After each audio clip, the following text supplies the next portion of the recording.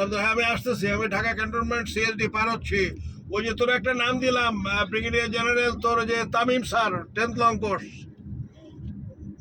ওই Indonesia commando, ওই স্যারকে অ্যাড কর কমান্ডো গ্রুপে। হ্যাঁ, নাস্তা শুরু অলরেডি। তো ঠিক কাটায় 10:45 নাস্তার প্লেট বন্ধ করে দিবি। যে খেলো ভালো, যে খেলো না আউট। তোর যেটা হলো, আর ওই যে তামিম স্যারকে অ্যাড কর। তোরে আমি দিয়েছি, দেখ সব আমি আসতেছি।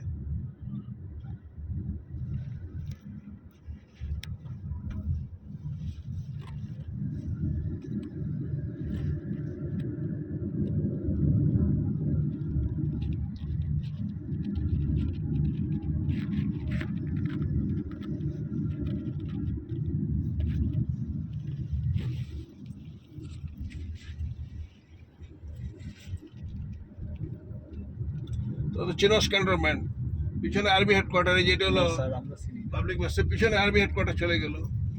ওই যে এটা থাকে, ওই যে সিএমএইচ সামনে বাম দিকে, আমরা ডান দিকে চলে যাবো। ওই যে গাড়িগুলোর সঙ্গে লাইন দাও।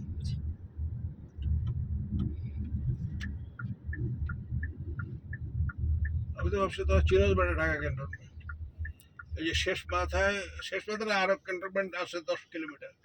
এটা ক্যান্টনমেন্ট শেষ। তারপর হলো এয়ারফোর্সের বেটা শুরু ফাইটার, যেটা এয়ারফোর্স প্রথমে 1 কিলোমিটার এয়ারফোর্স। আবার লাস্টে ওই যে ঢাকা এয়ারপোর্ট ডান দিকে যাও, ওটা হলো এয়ারপোর্ট। ওই যে সেমই ছিল এখান থেকে শুরু। এটা হলো অফিসারদের ম্যাচ, 4-5টা আছে এখানে। ওই যে ওই থেকে শুরু করে এইদিকে পুরোটা হলো সেমএইচ।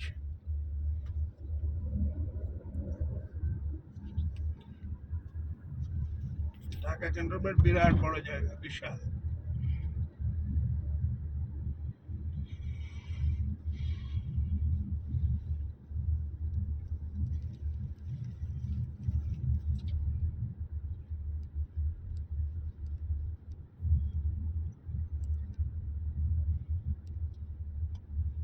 বের হয়ে বাম দিকে গিয়ে ওই ফ্লাইওভার উঠে 300 মিটার দিকে যাবা। জি ওকে স্যার। বাকি রাস্তা তুমি চিনো। জি ওই সব শহীদদের নাম লেখা আছে, দেখছো?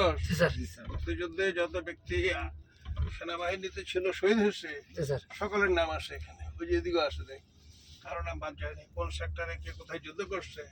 এর হলো আসল মুক্তিযোদ্ধা। বাকি যেগুলা পলিটিক্যাল আওয়ামী মুক্তিযোদ্ধা, ঠিক আছে, জি স্যার। এগুলো সব শালা বাঞ্চত আরাম খর। তোর কি জানো, যুদ্ধের সময় বেটা ইন্ডিয়াতে বসে বেটা মদ গাঁজা খাইছে, নাইট ক্লাবে গেছে, ওরা হলো বেটা মুক্তিযোদ্ধা। যেহেতু বুঝোস তোরা তো বেটা আর্মি ট্রেনিং করছো। জি স্যার। হুট করে হুন্ডা স্যার।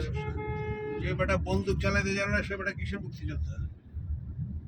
বন্ধু যোদ্ধা মানে তো বেটা যুদ্ধ, যুদ্ধ মানে হলো বন্দুক, ঠিক আছে? জি স্যার। সারা জীবন বেটা বন্দুক হাতে নেয় নাই হলো শালা মুক্তিযোদ্ধা।